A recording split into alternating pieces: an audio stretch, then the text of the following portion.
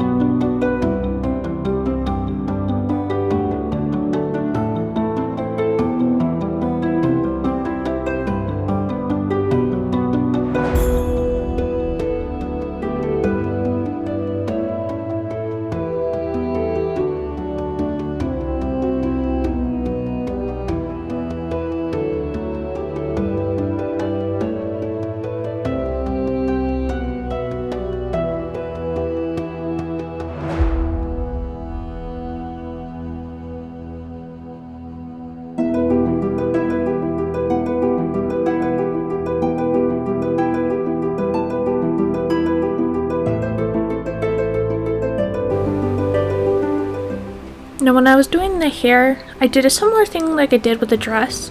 I more or less did a very light path, and then because I knew her hair was going to be really rich and saturated, I wanted to just do a very light one and then start going back in and building up my shadows.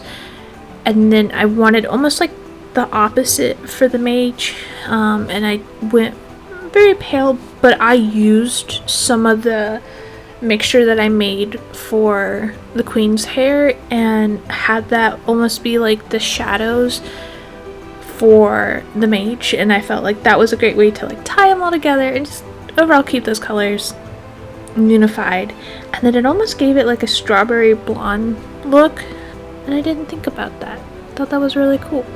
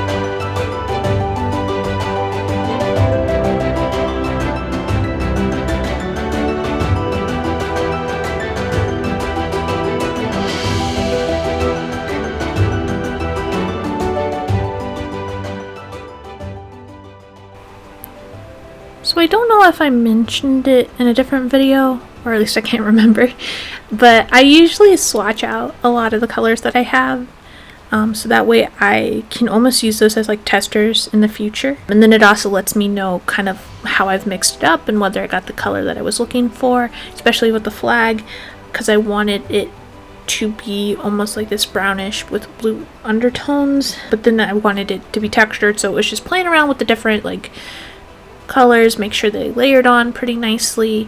But it also helps out like just in the future if I want to do like a overall shadow to tint the environment. I in theory could use what I have on my index card to plot out and see how that color is going to interact with the others to see if I like it. Safe to say, at least in this time, did not get quite that result. However, I'm gonna work on it, and I think I can pull it off. You know what they say, practice makes perfect. I definitely should have tested it beforehand, chose not to, and that's how we end up with the results we have today.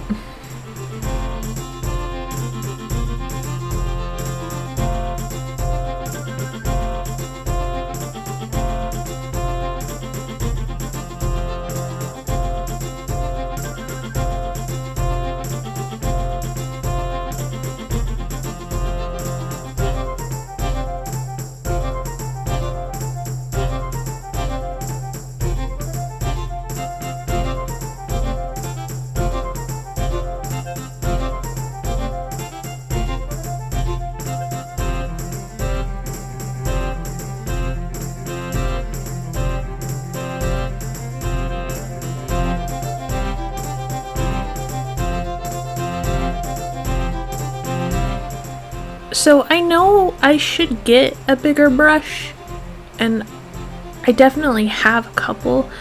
I just don't ever use them. I always just find it's fun to use like the one, and then I regret it later when it's not an even coat. But I tend to just switch through two brushes. Maybe I'll use a third one, but normally it's just the two.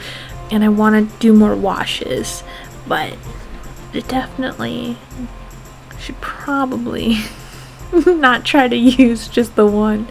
I think it's like one of the brushes I got for free, so it's like my most prized possession.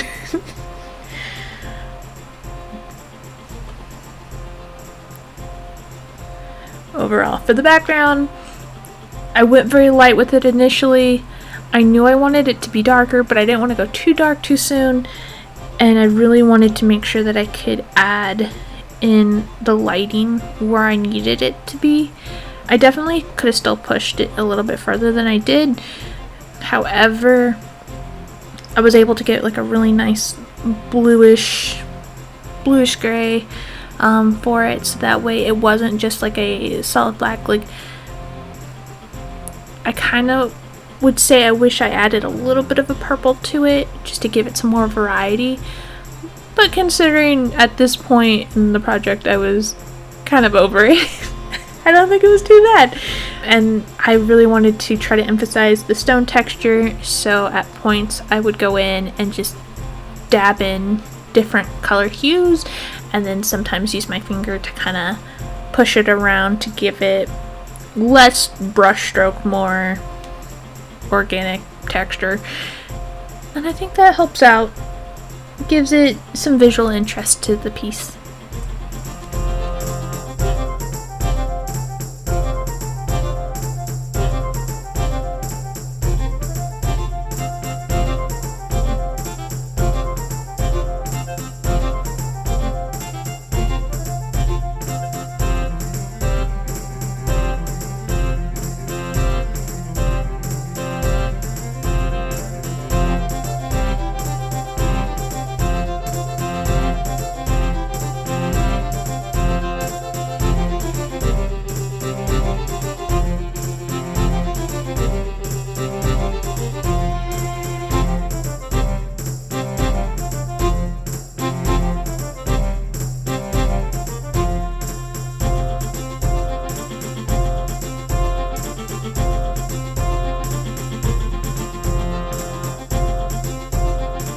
Now as we come to an end, I hope you guys enjoy. And if you did, feel free to leave a like, subscribe, and hopefully I'll see you guys in the next video. Bye bye!